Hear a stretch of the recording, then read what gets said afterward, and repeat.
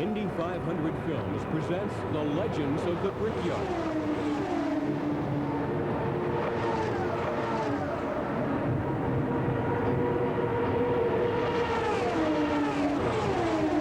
Hi everyone, I'm Bob Jenkins and welcome to another show in our series Legends of the Brickyard. The decade of the 80s kicked off with two drivers scoring their third Indianapolis 500 victories. In 1980, it was Johnny Rutherford. The following year, Bobby Unser joined his younger brother Al in that elite three-time winners club. Before the decade closed, Rick Mears had pulled off the hat trick as well, while Al Unser joined A.J. Foyt as the only four-time champion.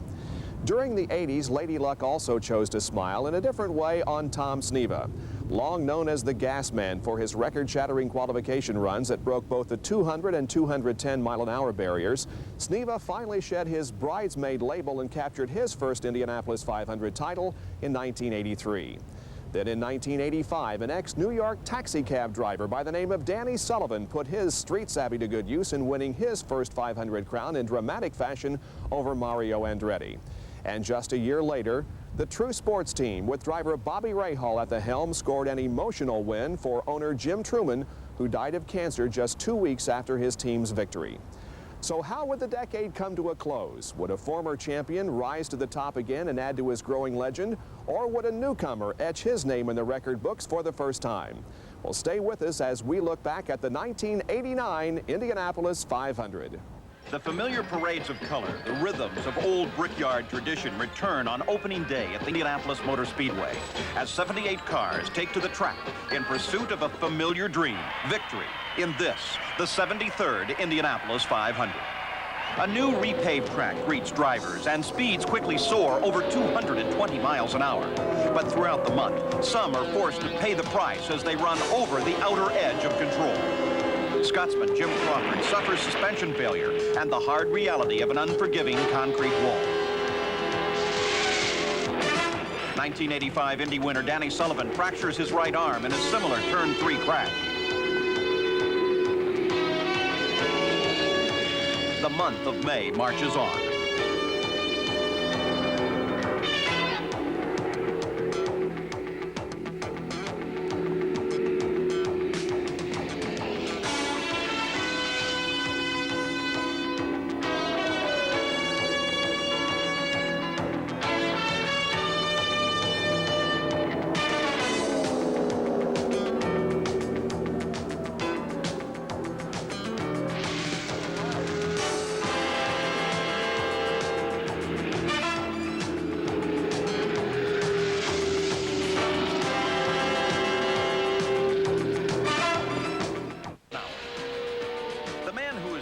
On favorite to capture the pole. Three-time Indy winner Rick Mears prepares for his assault on the record books. The pit crowd maneuvers for position. They know that Mears has already blistered this new smooth track in practice and continues to set the pace with a record-breaking 4-lap average of 223.885 and a 1-lap mark of 224.254 miles an hour. Rick Mears becomes the first driver to win 5 pole positions at Indy. Jim Crawford qualifies his Buick 4th fastest, breaking Scott Brayton's short-lived record at a speed over 221 miles an hour.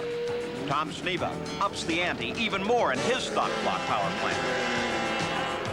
But after a first lap record of 223.176, Sneva blows his engine and must now wait until another day to complete his run. Two-time winner Gordon Johncock qualifies at over 215 miles an hour. Good for an 8th row starting spot. But there is a concern about starting that far back in the field. Don't worry about what's in front of me. I worry about what's behind me. The guys coming from behind, sometimes they really don't pay attention to what they're doing, and the first thing you know, you get hit from behind. Emerson Fittipaldi's 6th qualifying run at Indy turns out to be his finest, as his 222.329 mile-an-hour average puts him on the outside of the front row. 1986 winner Bobby Rahal blew an engine in practice on pole day morning, but uses an untested Cosworth to secure the inside position of the 3rd row. 26 cars qualified on the first weekend. As qualifying days wear down to hours and then to final minutes, dreams of Indy victory continue for those who have made the field. For those who haven't, dreams become more desperate. For some drivers, there will be additional challenges to overcome. 9 days after hitting the wall in turn 3 and suffering a broken right arm, Danny Sullivan is back. With only 3 days of limited testing, he turns in a solid qualifying performance. But now must face the question, can that fractured arm endure the pounding of 500 miles? Sprint car veteran Rich Vogler moves out for his last qualifying attempt, and for the second straight year bumps a former winner from the field. Last year it was Gordon Johncock. This year it's Johnny Rutherford. With less than 2 minutes remaining, Rutherford gets one more chance at his 25th Indy start in an A.J. Foyt backup car. But after a warm-up lap over 217 miles an hour, the engine blows in turn 1, and 3-time winner Rutherford is on the sidelines. But for pole winner Rick Mears, he walks away $100,000 richer. One of our first PPG pole awards. Thank you very much, Tim. I'm not going to do anything any different than what we've always done here. Just try to keep it as another race on another track. It's difficult to do sometimes, but you know, I think that's one of the things that's helped us over the years here, is try to stay calm and relaxed about it and not think about it so much. So that's really what we're doing, just kind of try to lay back a little bit and relax. With the race to make the field now over, crews search for every little edge they can find. In the annual Miller Pit Stop Contest, the Haviland crew of Mario Andretti and the Valvoline team of Al Unser Jr. square off in the final elimination run. The Rick Gallis Al Unser Jr. team are flawless in their performance as they defeat the Paul Newman Carl Haas team and capture the coveted title as the fastest pit crew at Indy, along with a check for $25,000. Not bad for 14 seconds of work. By winning the pit stop competition, Al Unser Jr. had just improved his chances for a good race finish. Of the previous winners, 8 had gone on to a top 10 finish in the 500. But only 2 of those, Bobby Unser and Danny Sullivan, won both the pit stop competition and the race in the same year. For 73 years, one day in May brings America to the Indianapolis Motor Speedway. Amidst the pageantry of bands, royalty, and the Vice President, Dan Quayle, race day, 1989 begins. 33 cars, meticulously cared for, stand ready. As they are carefully maneuvered to their starting places on the grid, the minds of 33 men are focused on one thought: winning. But for a rookie, the first time he walks through the tunnel and witnesses the awesome magnitude of the Indianapolis Motor Speedway, it is a humbling and intimidating experience. Boy, it's so many things. It's hard to put into words. It's everything and more that you ever thought it could be. I mean, exciting, nerve-wracking, intimidating. I mean, all those people and all that excitement, and just, you know, just gives you goosebumps. It's amazing to me. I mean, even when you drive up on 16th Street out there, I mean, just seeing those permanent stands that sit there all year round, and just thinking that this place is going to be full for the race. I guess now it's more anticipation in terms of some good things happening. When you're a rookie, I mean, you're intimidated when you walk out there, and you're not intimidated now, but obviously the butterflies are in your stomach, and I don't think that's changed for anybody, no matter how long they've been here. In ritual patterns that have become traditions over the years, the countdown begins. The drivers enter the arena. The sleeping giant known as Indy has awakened. The electricity in the air jolts the senses. The noise becomes intense. The tension begins to build as drivers slowly get ready, slowly prepare for the greatest motorsports event in the world.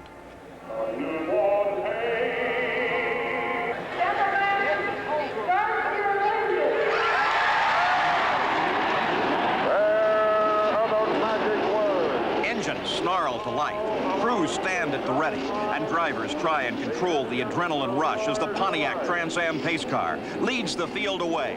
A month of preparation comes down to this moment and the next 3 hours that follow.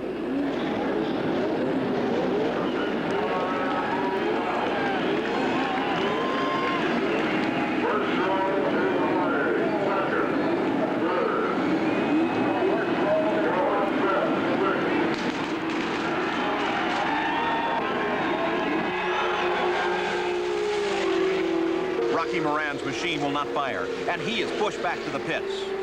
Starting is also a problem for Scott Brayton, who finally gets cranked up and moves out to catch up with the field. But already, hearts are broken. Gary Bettenhausen is out. the victim of a broken camshaft. The crowd roars as the cars move through turn 4 and onto the straightaway.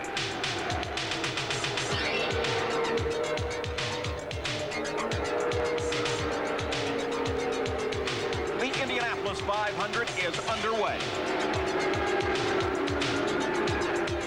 It's Emerson Fittipaldi who darts into the lead from his outside front row starting position. Pole sitter Rick Mears settles into second and begins to give chase. Mears ties an Indy 500 record, as this is his 9th start in 12 tries from a front row position.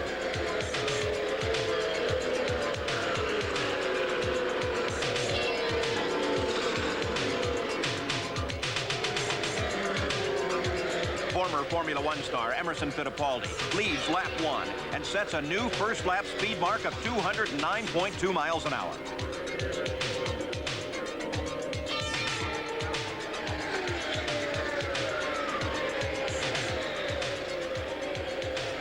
Piloting a PC-18 Chevrolet purchased from Roger Penske by Wildcatter Pat Patrick of Michigan, Fittipaldi is setting a torrid pace as he builds a dominant lead over the rest of the field. But this is a 500-mile race, 200 laps, and there is a long way to go. Fittipaldi continues to stretch his lead and stand on the gas as he establishes a new 2-lap average speed record of 211.563 miles an hour, and his speed continues to go up. The rest of the field jockeys for position while they try to keep Emerson in sight. In a battle for third, Mario Andretti, who started 5th, drives low under 4-time winner Allinger Sr. and moves up a notch. Andretti's Lola Chevrolet has been a strong, consistent performer all month. Out of turn 4, Kevin Kogan out of control.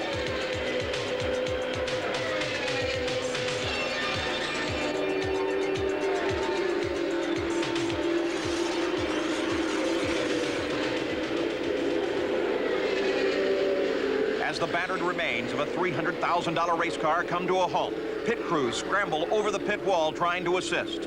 Miraculously, a shaken Kevin Kogan slithers out on his own power, only to look back on the shattered remnants of a once proud racing machine. It's a chilling crash and a reminder to drivers as they maneuver through the debris of the consequence that can result when equipment fails or concentration lapses.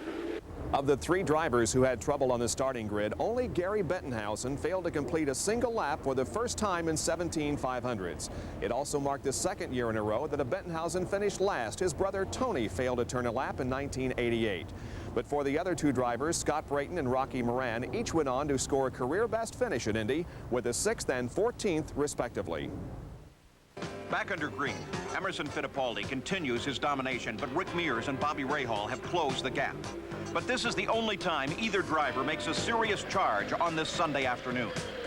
The attrition rate climbs by 1 on lap 24 as Teo Fabi retires the Quaker State portion, the 4th driver to fall by the wayside. The field gets a break from the frantic Fittipaldi pace on lap 35 when he pits the Marlboro number 20. Driving smooth and steady, Mario Andretti inherits the lead. Fittipaldi scorches the pavement, leaving the pits as he unleashes the reins of his 700 horsepower Chevrolet. Andretti makes his scheduled pit stop 1 lap later and hands the lead over to Raul Boesel. He becomes the 144th driver ever to lead the Indianapolis 500. The month of May has not been kind to 1985 winner Danny Sullivan, whose broken arm was never a factor when he was forced to retire with a broken clutch. 83 winner Tom Sneva's car is retired. And another former winner slows to a stop. Bobby Rahal brings out the 2nd caution flag of the day with a valve problem. 3 former winners, all retired within laps of each other. Michael Andretti takes this opportunity to replenish his thirsty machine. Back under green, Fittipaldi tries to put more distance on his closest pursuer, Michael Andretti. Hanging close with the top 2 runners is another 2nd-generation driver, Allinger Jr., who started 8th as he puts Davy Jones down another lap. On On lap 68, the Penske team suffers its second blow of the day as Al Unser Sr. slows with a malfunctioning clutch. Another 500 champion on the sidelines. But for Emerson Fittipaldi, everything is just fine, thank you, as he continues to carve his way into the record books. Fittipaldi sets a new race day one-lap record of 222.469 miles an hour, just 11 thousandths of a second slower than his fastest qualifying time. The 42-year-old Brazilian is flying. When Fittipaldi pits again on lap 88, Michael Andretti inherits the lead. It marks the first time in history that both a father and son have led the same Indy 500. But it was a short-lived honor as Michael heads for service. The final blow to the proud Penske dynasty is dealt on lap 113 as Rick Mears is out. Frustration continues for others as well. Ari Leyendijk brings out the third caution of the day with a blown engine.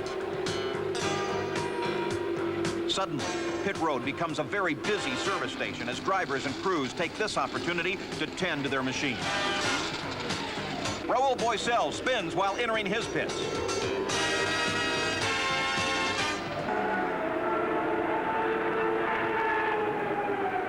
With the race back underway, Emerson Fittipaldi leads, but his rear-view mirror is filled with the number 6 Lola of Michael Andretti. But there is also another second-generation driver, Al Unser Jr., who is also in hot pursuit. Car 12, Didier Tays, is done for the day. Down the back chute, Andretti darts underneath Fittipaldi, and they're side-by-side. Entering turn 3, Michael grabs the number 1 spot. Fittipaldi has been turning laps in excess of 220 miles an hour, and suddenly he's struggling to keep up. The Andretti luck continues at Indy as Michael detonates an engine down the front chute. The race is winding down. With just 20 laps to go, it's Fittipaldi in first, followed by Unser Jr., Boesel, Mario Andretti, and A.J. Boyd.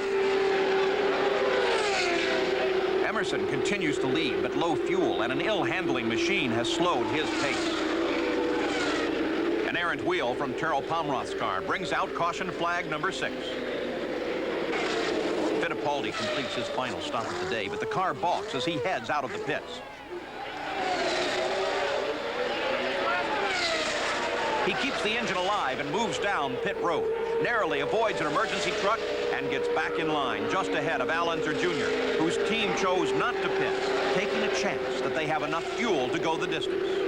In the pits, the drama is also being played out. With precious time wearing thin, Unser is running 3 miles an hour faster than his qualifying speed, trying to put the pressure on Fittipaldi. He tests Fittipaldi, but the door is closed. It's standing room only at Indy as the two cars scream toward the back chute. 4 laps to go. Fittipaldi will not give in. 4 laps to go, and Al Unser will not be denied. Down the back chute, Unser tests him again, drops low, pulls alongside, and entering turn 3 leads the Indianapolis 500, sending his crew, whose fate now rests with their driver alone, into ecstasy. But you don't become a world champion by settling for second place. Down the front chute, Unser weaves in an attempt to shake Fittipaldi, but Emerson hangs on. The crew can do nothing more than cheer them on. $1 million for first place is up for grabs, but only one thing is on the minds of these two veterans: winning. Helpless. The only thing left for Teresa Fittipaldi is to pray. Unser's using every bit of the racetrack as Fittipaldi's trying to size up his competition. Once again, down the front chute, Unser takes no line as Fittipaldi struggles to find an opening. The laps are running out, just 2 to go. The crews watch as the crowd roars. The two frontrunners pull up on slower traffic in turn 2. As Unser pulls low, Fittipaldi goes lower. They're side by side. Entering turn 3, they touch.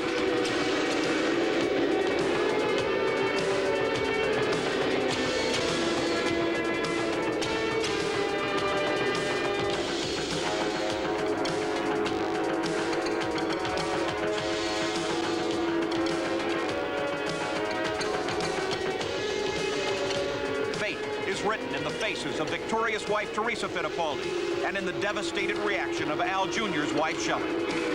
Al Unser Jr. salutes Emerson Fittipaldi's hard-driven, well-earned victory.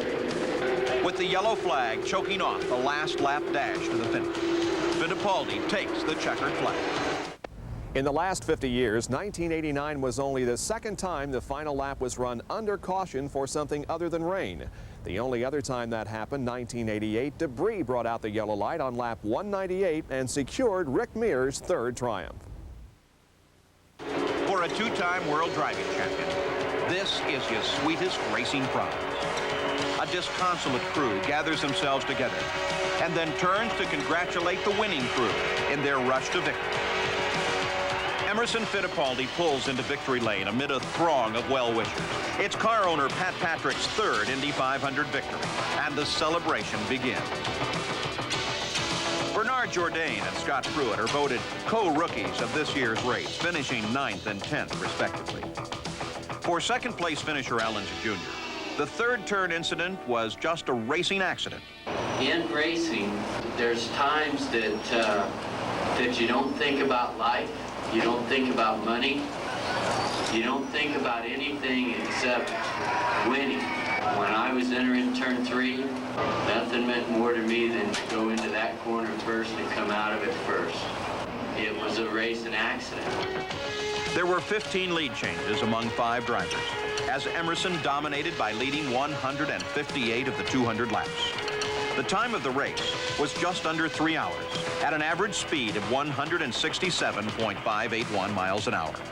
A record $5.7 million purse was awarded, with Emerson receiving $1,001,604, becoming the first $1 million winner in the history of the Indianapolis 500. Thank you very much. And it was a great event. I'm very proud to be in Indianapolis, and I want to come back next year. For Emerson Fittipaldi, the Indianapolis 500 is a dream that was born in May and never stopped unfolding. Fittipaldi's dream did not stop when the checkered fell at Indy.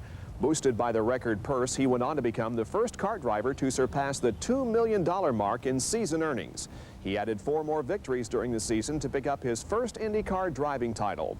In becoming the first foreigner to win at the Brickyard since Graham Hill in 1966, he also became the 4th Formula One champion to win here, joining Hill, Jimmy Clark, and Mario Andretti. Now, despite coming out on the short end of the Turn 3 battle, Al Unser Jr.'s runner-up spot was his best finish in 7 tries. It also marked his 3rd top 5 finish in the last 4 years, leaving him a strong favorite for 1990. It was also the career best for Raul Boesel, who came within a hair of having victory land in his lap. And how about A.J. Foyt's 5th place finish? Well, despite owning almost every career record, that was his only top 5 finish of the decade. Well, if 1989 is any indication, the 90s should provide us with even more excitement as the quest for speed and victory continues here in Indianapolis. Be sure to join us again for another Legends of the Brickyard.